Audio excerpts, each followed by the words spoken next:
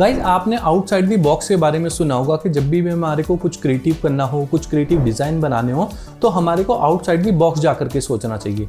लेकिन मैं आपको बताता हूं कि आप हमेशा आउटसाइड द बॉक्स जा करके नहीं सोच सकते। आउटसाइड द बॉक्स जा करके सोचना एक काफ़ी टफ काम है और आउटसाइड द बॉक्स जा करके सोचने में काफ़ी ज़्यादा टाइम भी लगता है। तो इसलिए हमारे पास हर एक डिज़ाइन के लिए इतना ज़्यादा टाइम नहीं होता कि हम लोग बैठ करके आउटसाइड द बॉक्स जा करके सोचें। इसलिए मैं बोलता हूँ don't think outside the box, only expand your box. अब ये क्या होता है, इसका क्या मतलब है और क्या हम ऐसा करने से क्रिएटिव बन सकते हैं, हम लोग क्रिएटिव डिज़ाइन बना सकते हैं, ये सारी डिटेल मैं आपको इस वीडियो में देने वाला हूं। और इस वीडियो को एंड तक देखने के बाद आप खुद से ही क्रिएटिव आइडिया जनरेट कर पाएंगे, आप खुद से ही क्रिएटिव डिज़ाइन बना पाएंगे। तो चलिए स्टार्ट करते हैं आज की वीडियो।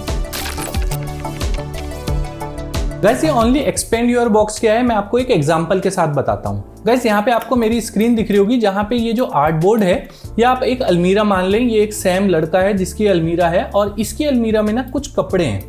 अब ये कपड़े क्या हैं, 2 टी शर्ट हैं और 2 जीन्स है।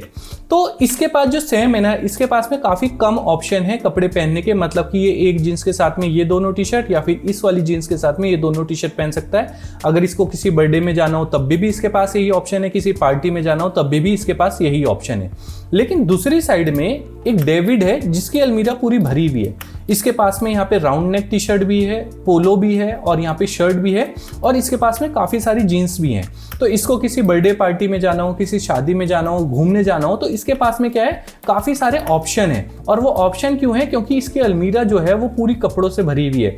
ये ब्लैक जीन्स के साथ में व्हाइट टी शर्ट भी पहन सकता है, ये पोलो भी पहन सकता है, ये शर्ट भी पहन सकता है। लेकिन दूसरी साइड में सैम के पास भी एक डार्क ब्लू है, लेकिन वो इसके साथ क्या कर सकता है, सिर्फ यही 2 टी शर्ट पहन सकता है क्योंकि इसकी अलमीरा में और कपड़े ही नहीं है। तो गाइस इसी तरीके से जैसे डेविड की अलमीरा जो है वो पूरी कपड़ों से भरी हुई है, तो उसके पास में काफी सारे ऑप्शन है कपड़े बदलने के, अलग अलग फंक्शन के। इसी तरीके से आपके माइंड के अंदर भी एक क्रिएटिव लाइब्रेरी होनी चाहिए। अगर आपके माइंड के अंदर एक क्रिएटिव लाइब्रेरी है, आपके माइंड के अंदर काफी सारे आइडियाज हैं कलर्स को लेकर, टाइपोग्राफी को लेकर, टेक्सचर को लेकर, तो ही आप एक क्रिएटिव डिजाइन बना पाओगे, एक नया डिजाइन बना पाओगे, तो ही आपके पास में काफी सारे ऑप्शन होंगे। और ये सारी चीजें आती हैं जब हम दूसरों के डिजाइन को देख करके, कुछ क्रिएटिव डिजाइन को देख करके, कुछ क्रिएटिव एनवायरनमेंट को देख करके, नेचर को देख करके उसको ऑब्जर्व करना सीख लेते हैं। अगर हम चीजों को अच्छे से ऑब्जर्व करते हैं तो हमारे माइंड के अंदर एक लाइब्रेरी क्रिएट हो जाती है और उस लाइब्रेरी का हम लोग यूज करते हैं जिस समय हम अपना डिजाइन बनाते हैं।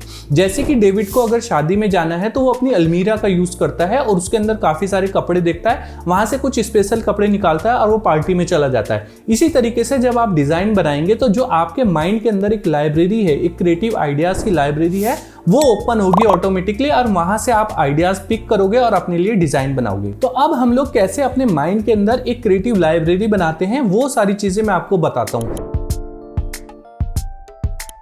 अगर ये क्रिएटिव लाइब्रेरी आपने अपने माइंड के अंदर बना ली, अपना जो बॉक्स है, जो अपना माइंड है आपका, उसको एक्सपेंड कर लिया, उसके अंदर क्रिएटिव आइटम डाल दिए, तो आपको कभी भी आउटसाइड द बॉक्स जाकर के सोचने की जरूरत नहीं पड़ेगी। आपकी जो अलमीरा में, जो आपकी लाइब्रेरी में क्रिएटिव आइडियाज हैं, आप उनको ही निकाल करके एक नया डिजाइन बना पाओगे। और ये आपको रेगुलर करना है। जैसे ही आप नया ट्रेंड आए, नए कोई भी डिजाइन देखो, उसको उठा करके अपनी माइंड की लाइब्रेरी के अंदर सेट कर लो और जब भी आप डिजाइन बनाओगे तो वो ऑटोमेटिकली आपके डिजाइन में आ जाएगा। तो मैं आपको बताता हूं कि आपको लोगों के डिजाइन कैसे ऑब्जर्व करने हैं और वहां से कैसे आप आइडिया पिक कर सकते हैं। अपने माइंड के अंदर क्रिएटिव लाइब्रेरी बनाने का सबसे अच्छा तरीका है कि आपको जो दूसरों के डिजाइन अच्छे लग रहे हैं, उस डिजाइन को ना देखते हुए उस डिजाइन में क्या चीज सबसे अच्छी लग रही है उसको आपको पिक करना है। जब आप ऐसे पिक करते हैं तो आपके माइंड के अंदर ऑटोमेटिकली एक क्रिएटिव लाइब्रेरी बनती है। मैं आपको दिखाता हूं यहाँ पे कुछ एग्जाम्पल के साथ। तो यहाँ पे जैसे कि मैंने ये पिंटरेस्ट खोल रखा है। अब ऐसे ही आप पिंटरेस्ट, बिहेंस खोल सकते हैं, या फिर आप रोड पे जा रहे हैं तो आपको कुछ होर्डिंग्स दिख गए, आप नेचर को देख सकते हैं, कुछ भी चीज। तो आपको क्या करना है, जैसे कि फॉर एग्जांपल मैंने यहाँ पे सेकंड डिजाइन ही उठाया और इस डिजाइन को मैं यहाँ पे ओपन कर लेता हूँ।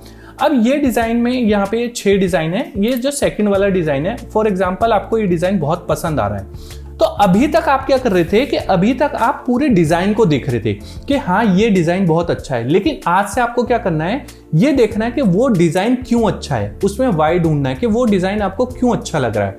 तो अगर मैं इस डिजाइन की बात करूं तो इस वाली डिजाइन में ये मुझे शायद इसलिए अच्छा लग रहा है क्योंकि जो इसके कलर कॉम्बिनेशन है येलो और ग्रीन, ये काफी अच्छा है, इसलिए ये मुझे डिजाइन पसंद आ रहा है। तो आपको इस तरीके से ऑब्जर्व करना है। अगर आपको ये वाला डिजाइन पसंद आ रहा है तो ये काफी नॉर्मल सा डिजाइन है, लेकिन आप ये देखने की कोशिश करो कि आपको ये डिजाइन क्यों अच्छा लग रहा है। आई थिंक ये डिजाइन मेरे को इसलिए अच्छा लग रहा है क्योंकि इसके पीछे जो है ना वो टाइपोग्राफी डाल रखी है। इसी तरीके से यहाँ पे दूसरे डिजाइन देखते हैं हम लोग, जैसे कि ये वाला डिजाइन है।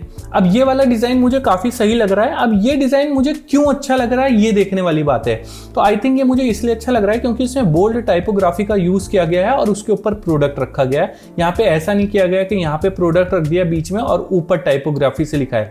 यहाँ पे ऐसा लग रहा है कि प्रोडक्ट जो है ना उसके ऊपर रखा हुआ है और साइड में यहाँ पे कुछ ऑब्जेक्ट है। तो इस तरीके से आपको डिजाइन को ऑब्जर्व करना है कि वो डिजाइन आपको क्यों अच्छा लग रहा है। इसी तरीके से जैसे कि ये वाला डिजाइन मेरे को क्यों अच्छा लग रहा है क्योंकि शायद इसमें जो कुछ आइटम्स है ना, ये जो आइटम है ये ऐसे हवा में उड़ते हुए दिख रहे हैं कुछ ब्लर शेप में। तो इस तरीके से आपके माइंड के अंदर क्या होगा कि एक लाइब्रेरी बन जाएगी, आपको पता लगेगा। इसी तरीके से जैसे कि यहाँ पे हमने और डिजाइन देखते हैं। फॉर एग्जाम्पल मैं ये देख लेता हूँ डिजाइन।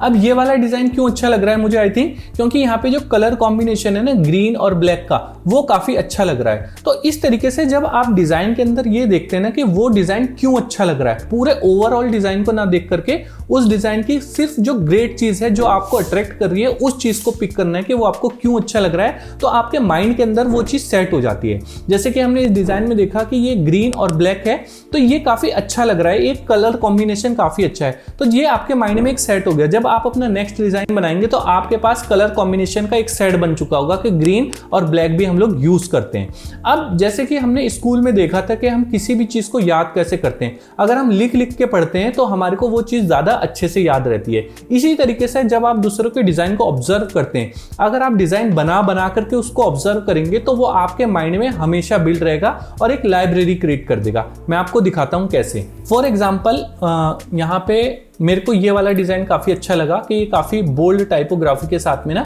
यहाँ पे प्रोडक्ट रखा हुआ है। तो अब मुझे ना ये वाला कॉन्सेप्ट पसंद आया, ना कि डिजाइन बल्कि कॉन्सेप्ट पसंद आया कि बोल्ड टाइपोग्राफी के ऊपर हम लोग अपना प्रोडक्ट रख सकते हैं। तो मैं ना कोई और प्रोडक्ट लेता हूँ यहाँ पे। फॉर एग्जाम्पल मैं ना एक नाइकी का शूज निकाल लेता हूँ।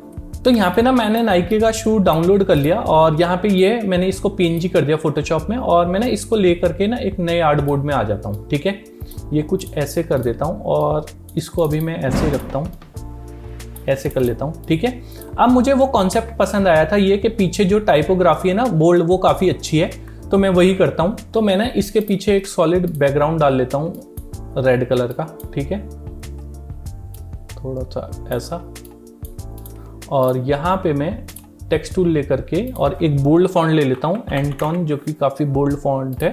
तो यहाँ पे मैं लिख लेता हूँ नाइकी और मैंने उसी तरीके से एक बोल्ड फॉन्ट ले लिया एंटॉन और उसके साथ यहाँ पे नाइकी लिख दिया। ठीक है, ये, और इसके नीचे इसी की कॉपी करके यहाँ पे ऐसे लिख देता हूँ शू। ठीक है, कुछ ऐसे, और इन दोनों को पकड़ के यहाँ पे कुछ ऐसे नीचे डाल देता हूँ और अपने शूज को थोड़ा सा छोटा करके ऐसे, और इसमें ड्रॉप शैडो ऐड कर देता हूँ कुछ इस टाइप से। ठीक है, अब ये मेरा कुछ ऐसा हो गया और यहाँ पे भी मैं कुछ लिख देता हूँ, जैसे मैंने यहाँ पे लिख दिया न्यू एडिशन। ठीक है, और यहाँ पे भी ऊपर नीचे थोड़ा सा टेक्स्ट डाल देता हूँ मैं, और यहाँ पे भी मैंने ऐसा सैंपल टेक्स्ट डाल दिया और इसी की कॉपी करके मैंने इस साइड डाल दिया। तो यहाँ पे ये मेरा एक सिंपल सा ऐसा पोस्टर टाइप का बना दिया मैंने ना। अब ये मैंने कैसे बनाया, मैंने ना उस वाले डिज़ाइन से इंस्पिरेशन ली और वहाँ से आइडिया जनरेट करा। आइडिया मतलब कि मैंने यहाँ से इंस्पिरेशन ली और मैंने ना अपने माइंड के अंदर एक लाइब्रेरी सेट करी। अब ये वाला जो मैंने डिज़ाइन बनाया है ना, ये मैं कभी भी नहीं भूलूंगा, क्यों ये मेरे हमेशा दिमाग में सेट हो जाएगा कि मेरे पास अगर कोई भी प्रोडक्ट आएगा, शूज़ आएगा, ऐसे केन आएगी या फिर इससे रिलेटेड कुछ भी प्रोडक्ट आएगा, तो मैं क्या करूँगा कि ये बोल्ड टाइपोग्राफी का और कुछ इस टाइप से रखने की कोशिश करूँगा। तो इससे क्या हुआ कि मेरे माइंड के अंदर एक लाइब्रेरी सेट हो गई, एक यहाँ पे आइडिया बन गया मेरे माइंड के अंदर। अब जब भी मैं डिज़ाइन बनाने बैठूंगा तो ये आइडिया मेरे पास आएगा। इसी तरीके से यहाँ पे जैसे कि अगर मैं और देखूं, जैसे कि हमारे को ये वाला पसंद आ रहा है, या फिर कुछ और डिज़ाइन पसंद आ रहे हैं, जैसे कि ये हमारे को पसंद आ रहा था, तो मैं इसको कॉपी करता हूँ यहाँ पे और यहाँ पे डाल लेता हूँ। और मेरे को ना ये कलर कॉम्बिनेशन काफ़ी अच्छा लग रहा था, येलो और ग्रीन वाला, तो मैं ना यहाँ पे अपना ऐसे टेक्स्ट लिख लेता हूँ। फॉर एग्जांपल लिख लेता हूँ क्रिएटिव,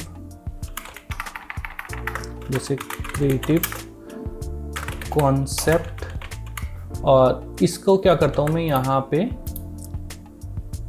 बोल्ड कर लेता हूँ और यहाँ पे ना इसका कलर कर देता हूँ मैं कुछ ऐसा, और इसका कलर कर देता हूँ मैं कुछ ऐसा, और इसको कट करके मैं यहाँ पे कुछ ऐसा बना करके देख लेता हूँ।